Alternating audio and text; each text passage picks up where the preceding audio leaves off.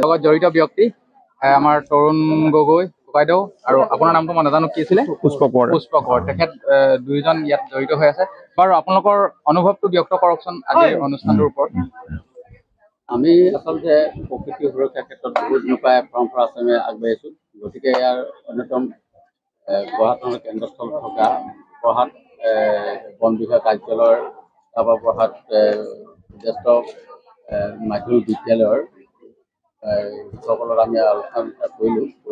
আমি ইয়াত গছ ল'ম আৰু লগতে এই গছবোৰ ৰোৱাৰ লগে লগে ইয়াত আমি বিশিষ্ট এজন যুৱ বিজ্ঞানীকো আমি নিমন্ত্ৰণ জনাইছোঁ ডক্টৰ ৰঞ্জিতা ভূঞা তেখেত আছে আৰু তেখেতে সকলো কথাখিনি আজি ছাত্ৰ ছাত্ৰীসকলক কৈছে তথাপি আমাৰ এটা কথা আছে কি ছাত্ৰ ছাত্ৰীসকলে গছ কিয় লাগে আৰু গছৰ পৰা আমি কি এডভাইৰমেণ্ট পাওঁ আচলতে এই গোটেই বিষয়টো জনাৰ প্ৰয়োজনীয়তা আছে আৰু সেইকাৰণে আমি আমাৰ পৰম্পৰা আশ্ৰমৰ পৰা লগতে আমাৰ সহযোগী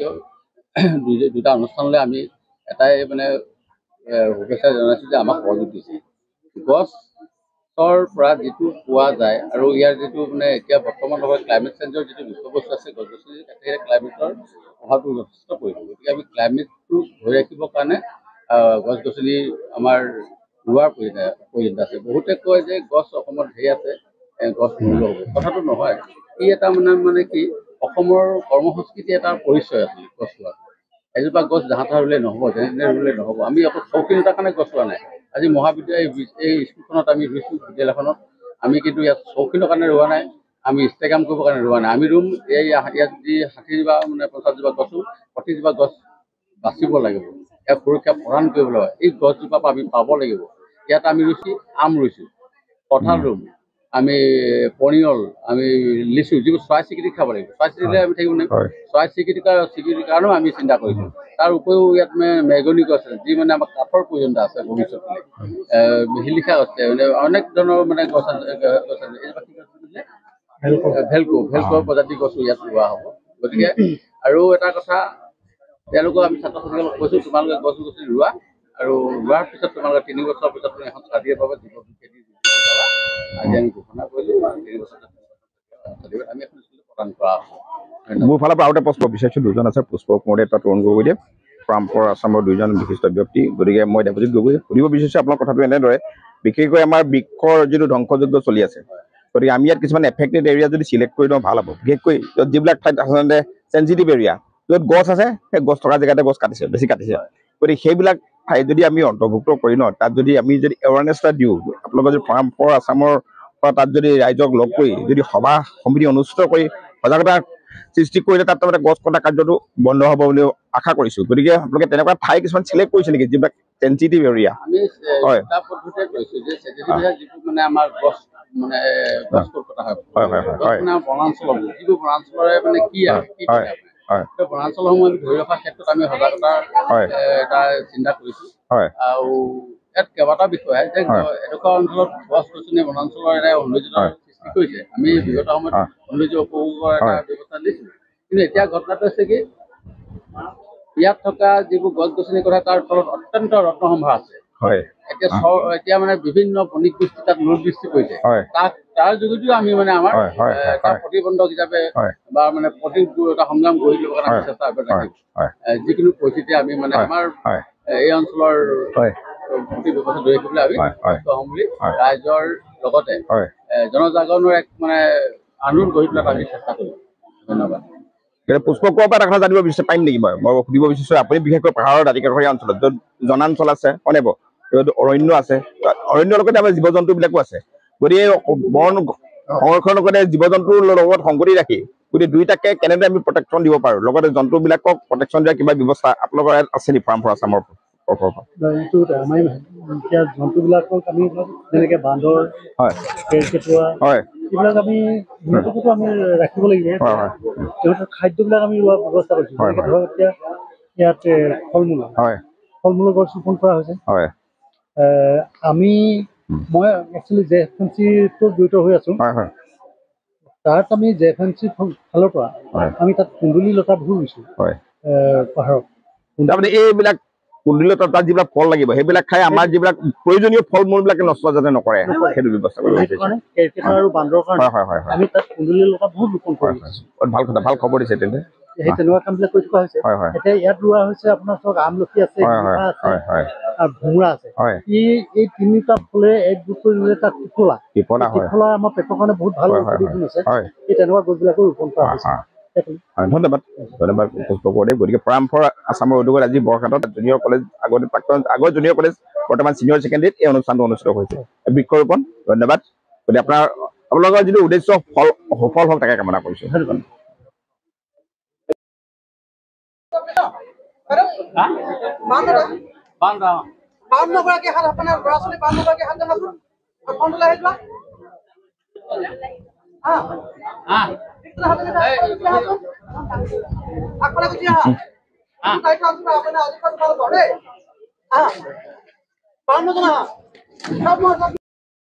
আজি পৰাম্পৰা আছামৰ উদ্যোগত যি অনুষ্ঠান অনুষ্ঠিত হৈছে বৃক্ষৰোপণ বৰহাট ছিনিয়ৰ ছেকেণ্ডেৰী বিদ্যালয়ত এতিয়া বৃক্ষৰোপণ আৰম্ভ হ'ব 52টা পুলি ৰোপণ কৰিব চলে পৰাম্পৰা আছাম তত্ত্বাৱধায়ক কোঅৰ্ডিনেটৰ তৰুণ গগৈ দেৱ উপস্থিত আছে তেখেতৰ মুখ্য আহ্বানত লগতে তেখেতৰ সহকৰ্মীসকল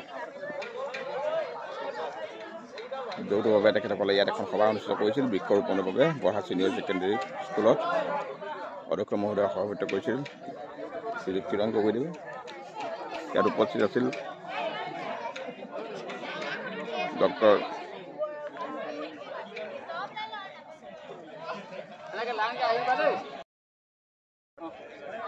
আজি বৃক্ষৰোপণ কাৰ্যসূচী তথা ইয়াত সভা এখন অনুষ্ঠিত হৈছিল তাৰ মুখ্য আকৰ্ষণ ব্যক্তি আছিল ডক্টৰ ৰঞ্জিতা বনিয়া পৰিৱেশবিদ প্ৰাণীবিদ ছাত্ৰ ছাত্ৰীসকলে এতিয়া মোৰ 52টা পুলি ৰোপণ কৰিব আগবাঢ়িছে ছাত্ৰ ছাত্ৰীসকল গছ পুলি হাতত লৈ এয়া বৰহাট ছিনিয়ৰ ছেকেণ্ডেৰী স্কুল আজি ডক্টৰ ৰঞ্জিতা বৰিয়া তেওঁৰ উপস্থিত সভাখন অনুষ্ঠিত হৈছিল প্ৰাণীবিদ জীৱবিদ প্ৰকৃতিবিদ আৰু ইয়াত জ্যেষ্ঠ ব্যক্তি প্ৰকৃতিক ভালপোৱা প্ৰাণীক জগতক ভালপোৱা উদ্ভিদক ভালপোৱা গছ গছনিক ভালপোৱা প্ৰবীণ গগৈদেৱ উপস্থিত আছে এতিয়া ছাত্ৰ ছাত্ৰীসকল প্ৰস্তুত হৈছে গছপুলি একোটিকৈ হাতত লৈ গছপুলি ৰোপণ কৰিব এয়া তৰুণ গগৈদেৱ পৰাম্পৰা আছামৰ তত্ত্বাৱধায়ক কোঅৰ্ডিনেটৰ পৰাম্পৰা আছাম আগত জ্যেষ্ঠ ব্যক্তি শ্ৰীযুত প্ৰবীণ গগৈদেৱক আমি দেখিছোঁ যে গছপুলি ৰুব ইয়াৰ অন্তৰত ভাজনীদেৱ আছে লগত বিশিষ্ট আমাৰ সাংবাদিকসকল আছে ৰুস্তম গগৈ সাংবাদিক মঞ্চৰ সভাপতি সঞ্জীৱ গগৈদেৱ ইয়াৰ লগত বিশিষ্ট ব্লগাৰ নুৰুল আহমেদ গছপুলি ৰুব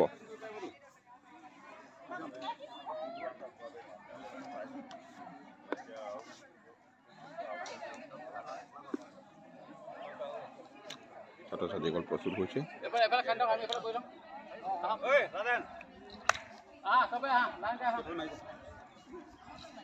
বৰহাট ছেকেণ্ডেৰী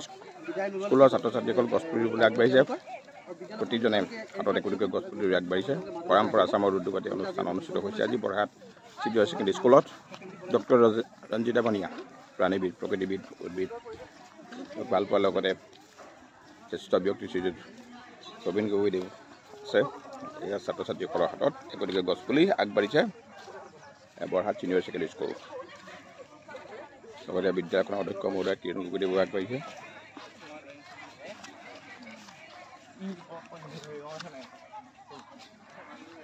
হাতে হাতে একোটিকৈ গছপুলি লৈ আগবাঢ়িছে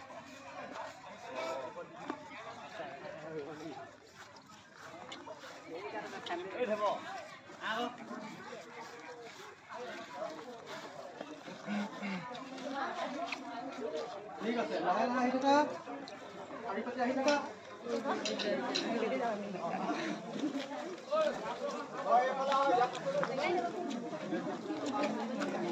গছপুলি ৰুইছে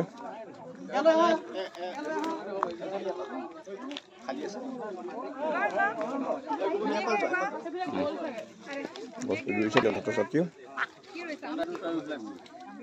সেইখিনি কেঁচুসাৰ গোবৰ মিক্স আছে এটা মাটিটা ফুটা দিলি কেন যাও কি আছে ভাই এখানে রয়েছে খালি পলিথিনবোৰ পেলাই নিদিবা দে পলিথিনবোৰ সবে নিজে নিজে বুটলি লৈ তাত জমা দিব লাগিব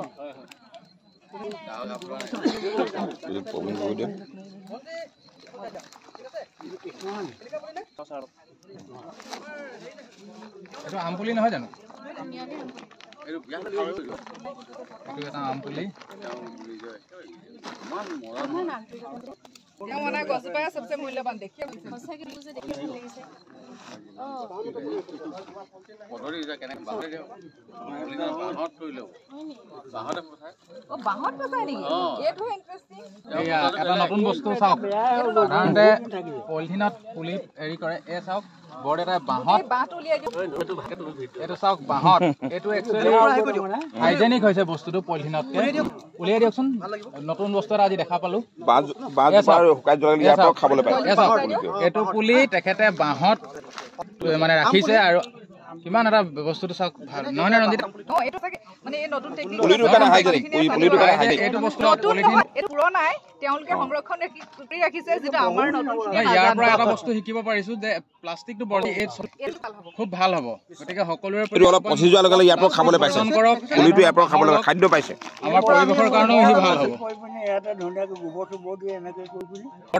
আপুনি এইটো আগৰ পৰাই কৰি আছে নেকি ভাল লাগে আপোনাৰ পদক্ষেপটো আপুনিও ৰাইজক কওক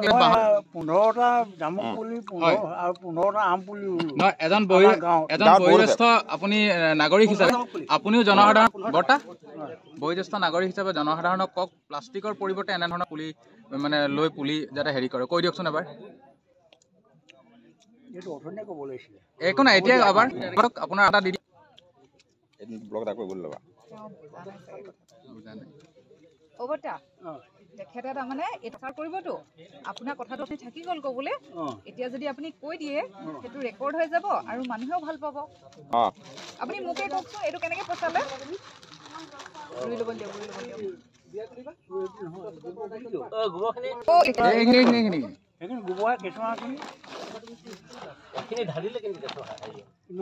মই গোবৰ ঢালিলো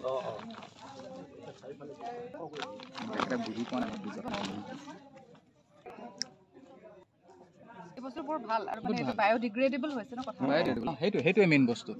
এইটো প্ৰথম দেখিলো আজি নহয় আজিকালি মানুহে ষ্টাইলিছ কৰি বাহত ফুল ৰুৱে কিন্তু এইটো কিছুমান ছাপৰ্টিং ডিপেণ্ডেবল লাগি থাকে গতিকে এইবিলাক ছাপৰ্টিং আছে ইয়াত পজোৱাৰ লগে লগে ভিটামিন পাইছে খাদ্য পাইছে পুলিটোৱে আপুনি ৰেকৰ্ড কৰিব বিচাৰিছে আপুনি কৈ দিয়ক মই ধৰি দিছো আপোনাক কৈ দিয়ক এটা হেৰি নুৰুল এফালা নুৰুল এফালা নুৰুল এনেকে নহয় মাজনী অলপ মাৰি লাগে কওক গতিকে এইটো পুলি এটা এটা বাঁহৰ চুঙা বাঁহৰ চুঙাটো গোবৰ প্ৰথমতে ভৰাই ল'লোঁ ভৰাই তাৰপাছত লাহেকৈ পুলিটো ৰুই দিলোঁ ৰুই আকৌ যেতিয়া ৰুলোঁ অলপ ভালকৈ মাৰি দিলোঁ মাৰি দিয়াৰ পাছত বস্তু ধুনীয়া হ'ল আকৌ গোবৰ চোবৰ দি ধুনীয়াকৈ এনেকৈ এই চেম কৰিলোঁ কথাটো ইমানেই মানে মই আপুনি এইটো কথা জানিব বিচাৰিছোঁ আপুনি যে প্লান কৰা নাই বাঁহ ব্যৱহাৰ কৰিছে এইটো পৰিৱেশৰ কাৰণেও ভাল নহয়নে সেইটো কাৰণেও ভাল আৰু পুলিটোও ভাল হৈ থাকিব নিবলৈও ভাল অসুবিধা নহয় অসুবিধা মই এনেকৈ 15টা 30টা পুলি এতিয়া আমাৰ গাঁৱত বচালোঁ এইটো কি বাঁহ ব্যৱহাৰ কৰিছে আপুনি এইটো এই লথৌ বাঁহ বুলি কয় ভলুকা বাঁহ নহ'ব লথৌ বাঁহ নহয় লথৌ বুলিয়ে কয় বাঁহ আছে কিমান দিন হ'ল এই গছজোপা ইমানটো পাওঁতে নহয় এইটো আজি প্ৰায় 2 বছৰ হ'ল 2 বছৰ ধুনীয়া মই এইটো এনেই থৈ ইয়াৰ লগৰবোৰ সকলো ৰুলোঁ এতিয়া এইটো থাকি গ'ল ৰুবলৈ সময় পোৱা নাই এই চুঙাটো দিন হ'ল এইটো গুচাই পেলাই আৰু এটা ৰুব পাৰিব নহয় আমি কি কৰোঁ এইটো ৰুলোঁ বাঁহটো আকৌ এনেকৈ ধুনীয়াকৈ আকৌ দেখোন ফালি দিওঁ লাহেকৈ দিয়ে আকৌ তাই আকৌ ধুনীয়াকৈ মানে আকৌ নতুনকৈ এটা বনাওঁ ভাল কথা এইটো খুব মানে বায়োডিগ্ৰেডেবল লং টাৰ্ম ৰিচাইকেল কৰি আছে ৰিচাইকেল তাৰমানে এটাই দুটা হয় দুবাৰ হয় থেংক ইউ নষ্ট নহয়